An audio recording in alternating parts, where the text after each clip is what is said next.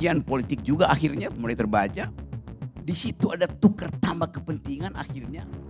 Di situ ada perencanaan untuk memastikan bahwa ini tidak akan menyangkut kekuasaan.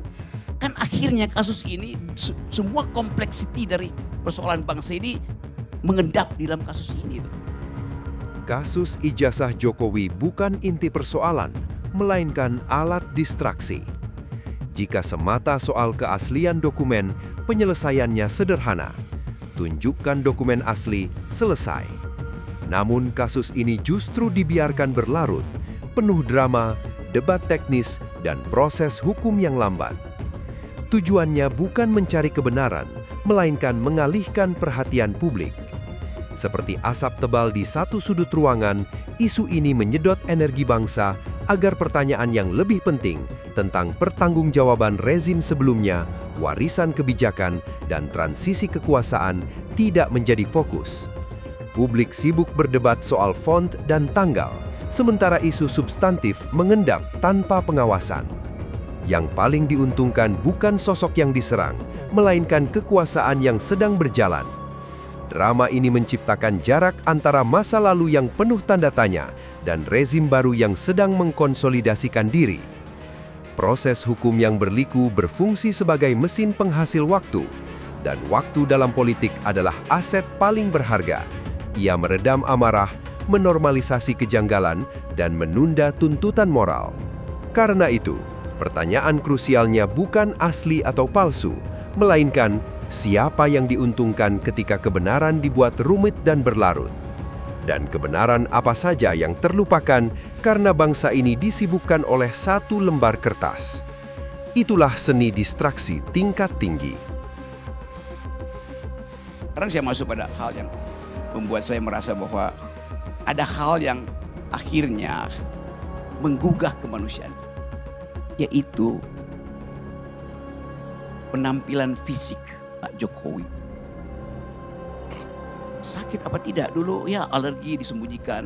Makin lama tak bisa lagi disembunyikan bahwa beliau sakit. Lalu rumors, kasakusuk. Kita tahu itu. Dengan cara nguping pihak sana pihak sini itu. Kita konstruksikan lagi bahwa ya beliau sakit, secara fisik sakit. Sekarang kita mau lihat sebetulnya, saya sebagai orang yang belajar psikoanalisis, belajar filosofi, dan punya pengalaman dramatis dalam keadaan-keadaan ekstrim, ketika di gunung, dikepung oleh badai, suhu minus 20, kecepatan lari 90, lalu mulai ada reaksi batin, hidup apa enggak saya. Jadi saya bisa merasakan situasi batas ini, psikologi bilang grand situasi ini, ketika seluruh isu diarahkan ke Solo. Pernyataan Rocky Gerung tentang autoimun Jokowi bukan sekadar nasihat kesehatan, melainkan kritik sosial politik yang dibungkus bahasa medis. Ia menautkan penyakit autoimun dengan stres politik berkepanjangan, terutama akibat paparan terus-menerus terhadap polemik publik, kasus ijazah, kritik oposisi, dan tekanan opini yang dikonsumsi tanpa henti lewat gawai. Saran untuk melempar handphone dan memproduksi oksitosin adalah metafora, ajakan untuk menjauh dari hiruk-pikuk kekuasaan dan tuntutan pembelaan diri. Di balik itu terselip sindiran tentang akuntabilitas, bahwa dalam sistem demokrasi, pemimpin adalah pelayan publik, dan beban mempertahankan legitimasi justru bisa menjadi sumber kelelahan psikologis yang nyata. Rocky menggeser fokus dari debat hukum teknis menuju dimensi manusiawi di balik jabatan. Seorang mantan presiden dengan penyakit serius yang kesehatannya tergerus oleh tekanan politik yang tak kunjung reda. Pesannya implisit, ketika kebenaran dan akuntabilitas tak diselesaikan secara tuntas, dampaknya bukan hanya politis, tapi juga personal. Dan Pak Jokowi pasti setiap hari buka HP. HP itu sumber penyakit Jokowi. Tiap kali fufu fafa, Roy Suryo, respon. Ya, dia mengalami sakit yang disebut pain of desire. Sakit karena punya ambisi itu. Kalau Pak Jokowi nggak punya ambisi, ya tenang aja. Kita mulai baca itu tuh. Saya bisa nangkap. Sekarang, kenapa dia punya pain of desire? Begitu keadaan orang yang post power syndrome. Itu ada mulai dari lurah post power syndrome sampai presiden post power syndrome. Bentar lagi Donald Trump kena post power syndrome. Dan itu dia buru-buru backup dia, membackup dia sendiri untuk jadi ketua perdamaian dunia itu yang Indonesia kemudian chip in dengan membayar iuran di situ kan. Itu kan gejala post power syndrome. Pernyataan Rocky Gerung soal Jokowi dan HP bukan nasihat medis, melainkan sindiran politik berbasis psikologi kekuasaan. Ia membaca kondisi kesehatan Jokowi sebagai metafora stres pasca kekuasaan, post-power syndrome, rasa sakit akibat ambisi dan kendali yang belum sepenuhnya dilepaskan. HP diposisikan sebagai katalis stres karena menjadi pintu masuk tanpa henti ke konflik politik, kritik publik, dan polemik kasus ijazah.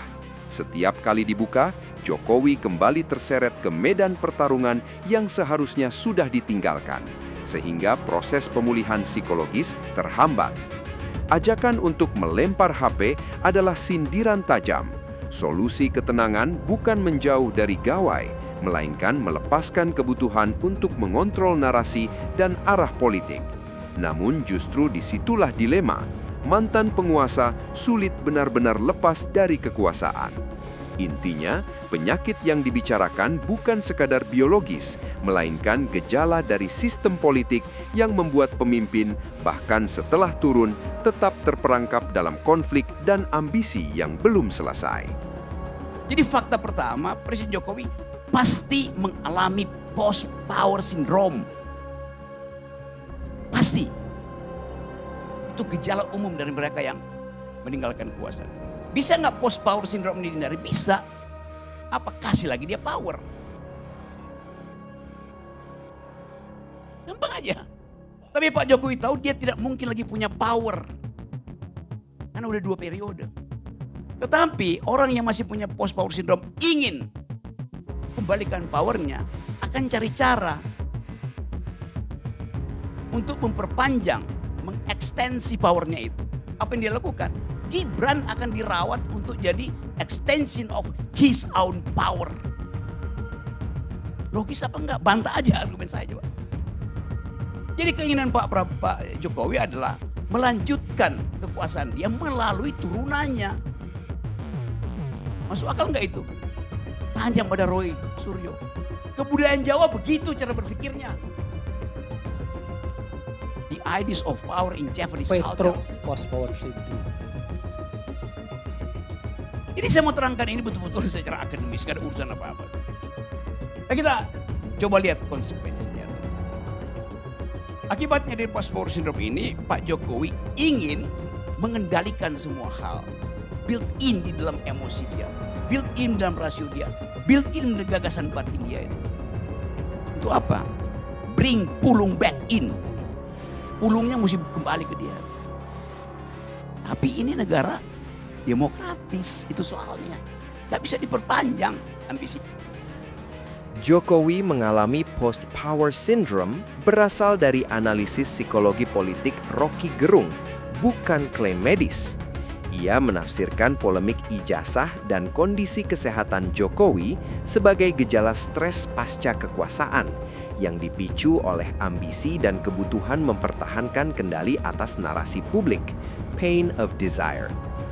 HP diposisikan sebagai pemicu stres utama karena terus menghubungkan Jokowi dengan kritik dan konflik politik. Sindiran melempar HP menyasar dilema kekuasaan. Melepaskan kontrol berarti kehilangan pengaruh, tetapi terus memantau justru memperparah tekanan psikologis. Intinya, yang dikritik bukan semata individu, melainkan jebakan sistem politik yang membuat mantan pemimpin sulit benar-benar lepas dari konflik dan ambisi setelah turun dari jabatan. Kesimpulan analisis Rocky tidak berdiri sebagai diagnosis medis, melainkan pembacaan psikopolitik atas gejala kekuasaan. Dalam kerangka ini, Jokowi diposisikan mengalami sindrom pasca kekuasaan, kesulitan melepaskan kendali, ambisi yang belum selesai, dan kebutuhan terus mengawasi arah politik setelah masa jabatan berakhir. Ambisi itu, menurut narasi Rocky, menemukan salurannya pada perpanjangan pengaruh keluarga politik yang justru memperbesar tekanan psikologis. Polemik, termasuk kasus ijazah, menjadi pemicu stres berkepanjangan, bukan karena substansinya semata, melainkan karena ketidakpastian kemana dampaknya akan berujung. Disinilah muncul dilema inti. Ingin tenang berarti harus melepaskan kontrol, tetapi melepaskan kontrol terasa mustahil bagi mereka yang masih merasa bertanggung jawab atas arah kekuasaan. Konflik batin ini, dalam bahasa Rocky, bersifat politis psikosomatis, ketegangan politik yang memanifestasi sebagai gangguan kesehatan. Sindiran akhirnya tajam namun sederhana. Selama ambisi belum dibereskan dan akhir cerita masih ingin dikendalikan, stres akan tetap menjadi konstanta, bukan karena tubuh lemah, melainkan karena politik yang tak pernah benar-benar ditutup. Subscribe untuk konten seru lainnya. Jangan lupa nyalain notifikasi biar gak ketinggalan update terbaru. Let's bring fun to the next level.